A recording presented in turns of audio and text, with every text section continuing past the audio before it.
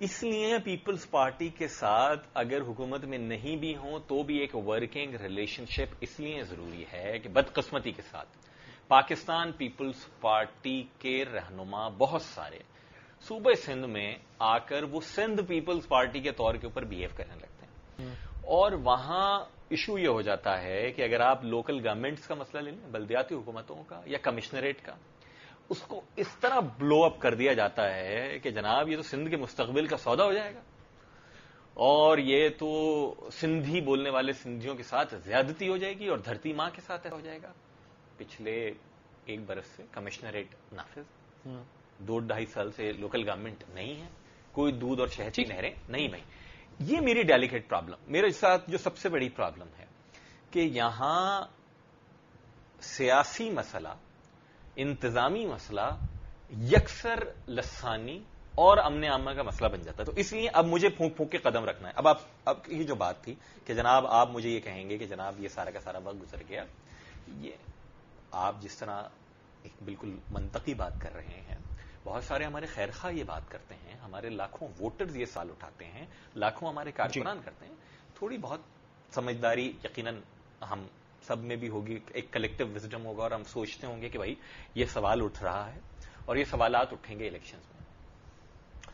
میں یہ سمجھتا ہوں، اور جو ہماری کانسٹیٹوئنسیز ہیں اور جہاں ہم جاتے ہیں، کہ وہ جس کو کہتے ہیں نا کاروبار کی زبان میں کہ لاس ان پروفٹ، تو وہ اس کو پروفٹ ان لاس بھی کہیں کہیں ہم سمجھتے ہیں کہ بہتر ہوتا ہے۔ مثال کے طور پر وہ نفع نہیں بتایا آپ نے، کاسٹ بینیفٹ کی بات تھی، کاسٹ تو دکھ رہی ہے، بینیفٹ بھی بتایا۔ بینیفٹ یہی ہے نا کہ شہر میں جو پوٹنٹ قسم کے لوگوں کو، اور مائنڈ یو یہ میں ماننے سے یکسر انکار کرتا ہوں کہ صرف چند پولیٹیکل لوگوں کی بدقسمتی سے جو ان کی پالیسی رہی، یا اس کو اگر چلیے ایک لمحے کو یہ بھی مان لیں کہ صدر پاکستان کی بھی اگر حمایت حاصل تھی، مجھے بتایا آپ کے دل میں کہیں نہ کہیں وہ نہیں آپ سر سوال اٹھا چکے ہیں نا پچھلے پروگرام، ان پہ تو میں سوال ہی اپنی کر رہا، اب تو سارا سوال آپ سے۔ ہاں، تو اگر ان کی بھی رہی، وہ نا مدعی تو جو چاہے کریں، آپ کیا کر رہے ہیں؟ میں یہ کہہ رہا ہوں نا کہ کسی کی بھی پولیٹیکل ایلیمنٹ کی اگر سپورٹ بھی رہی، میں تو قانون نافذ کرنے والے اداروں کے اوپر بھی ایک سوال اٹھا رہا ہوں،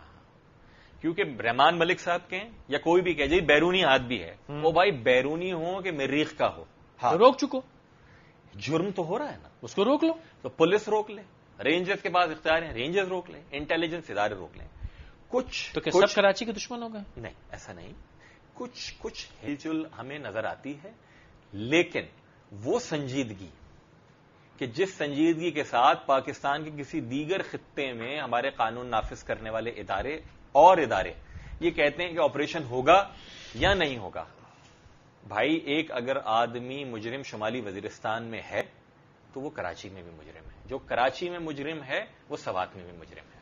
مجرم کو مجرم سے تعبیر کریں، ایک دفعہ پھر ایم کیو ایم کا ریزالو ریٹریٹ کر رہے ہیں، we are facing and going through very difficult times, کہ مجرم کی کوئی ذات، زبان، نسل، علاقہ، سیاسی وابستگی نہیں ہے سیاسی وابستگی تو ہے جس کو آپ نے، لیکن ہے، ہاں انفارچونیٹلی، اور وہ سیاسی وابستگی آپ ہی لوگوں کی ہیں، میری تو ہے نہیں سر، میری تو اگر کہیں ہے نا، آج جائیں جا کے ریڈ کریں اور پکڑ لیں۔ پہلے بھی شاید آپ کو کہہ چکا ہوں یا آپ کے کسی ساتھی کو کہہ چکا ہوں کہ اگر آپ اتنے ہی بے بس ہیں اور آپ کا ٹارگٹ بس یہی ہے کہ ہمیں الیکشن میں بھی جانا ہے، تو پھر تو آپ کو ووٹ دے کے معذرت کے ساتھ ناراض نہ ہوئیے گا، جان کے مارپا تو غلطی کی، آپ کو ووٹ نہیں دینا چاہیے تھا، پھر مجھے کسی ڈاکو ٹیررسٹ گنڈے کو ووٹ دینا چاہیے تھا جو میری حفاظت کر پاتا، جو مجھے شہر میں امن و امان دیتا، تو میں ایسے کو وہ یہ پاکستان تحریک انصاف اور ایم کیو ایم اور یہ معصوم شرفا کو ووٹ دینے کا فائدہ کیا؟ جب ان گنڈوں کے زیر سایہ ہی رہنا تو بھیا ایک گنڈا پارٹی بناؤ، اور گنڈا پارٹی کو ہم ووٹ دیتے، تو بجائے اس کے کہ یہ اچھا نہ ہو کہ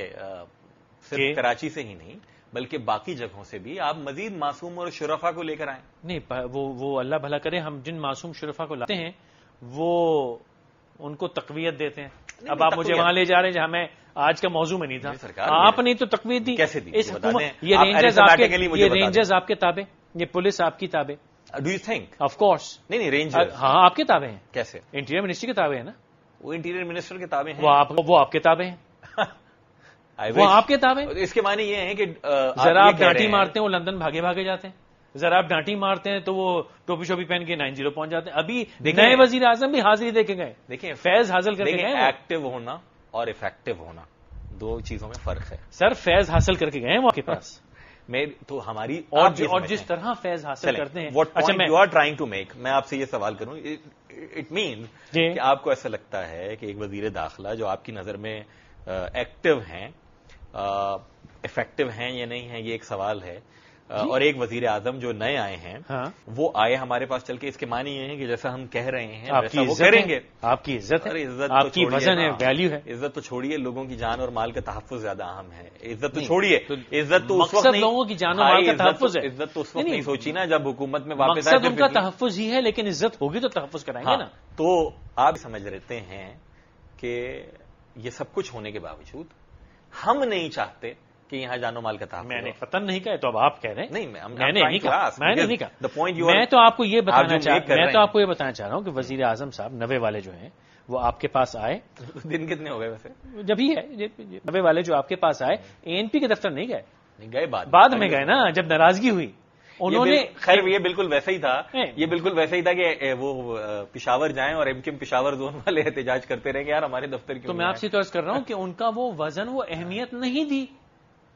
جہاں اہمیت تھی وہاں وزیر اعظم آئے, اور داد ہے آپ کو کہ آپ مفاہمت میں پھنسے ہوئے ہیں, لیکن جس طرح آپ ان کو ریسیو کرتے ہیں وہاں تھوڑی سی ان کی چترول کر دیتے ہیں آپ, زبانی.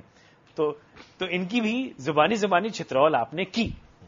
اس کے باوجود وہ آئے اور بڑے تلخ مسکراہٹ کے ساتھ مسکراتے رہے اور واپس گئے. تو یعنی آپ کی بات میں دم تو ہے, عزت وہ آپ کی کرتے ہیں اور کہیں کہیں گھبراتے بھی ہیں.